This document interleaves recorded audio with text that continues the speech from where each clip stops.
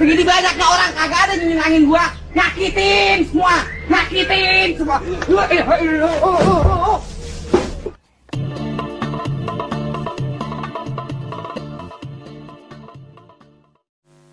Setelah kita acara di sini, kita semua bakalan pulang.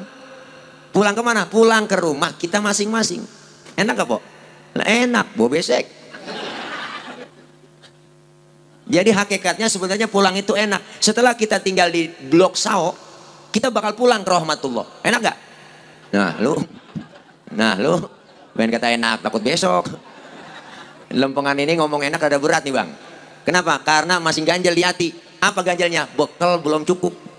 Bekal belum cukup. Kalau pulang juga bekal kagak ada, berangkat juga itu namanya nekat. Banyak pemeriksaan di jalan, dicegat, simpang jalan cegat. Makanya Ramadan tahun ini kemarin itu Ramadan spesial. Pintu surga dibuka, pintu perbatasan ditutup. Semua kita bakalan pulang.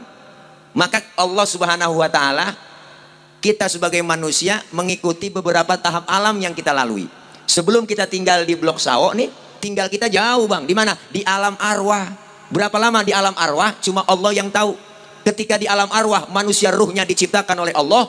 Ruh manusia ditanya oleh Allah. Apa pertanyaannya? Alastu bi rabbikum qalu bala syahidna. Apakah kalian mau mengakui bahwa aku ini Tuhan kamu? Ruh manusia kita ini semua menjawab qalu bala syahidna. Ya Rabb, kami bersaksi engkau adalah Tuhan kami. Artinya kita sudah tekan kontrak di hadapan Allah, berjanji mengakui bahwa Allah Tuhan kita, berarti kita harus menjalankan apa yang diperintahnya. Tertanda Haji Yudi. Ada tekan kontraknya. Materainya udah nggak 6.000 lagi, nggak berlaku. Kapan? Sampai 9 bulan. Ternyata kita hidup di situ Bang, di alam perut emak. Hidup. Padahal kagak ada pintu, nggak ada jendela, nggak ada erang-erang, ventilasi nggak ada. Hidup. Di bawah pemeriksaan 1, pembukaan 2, pembukaan 3, sampai pembukaan 9 kagak terbuka-buka.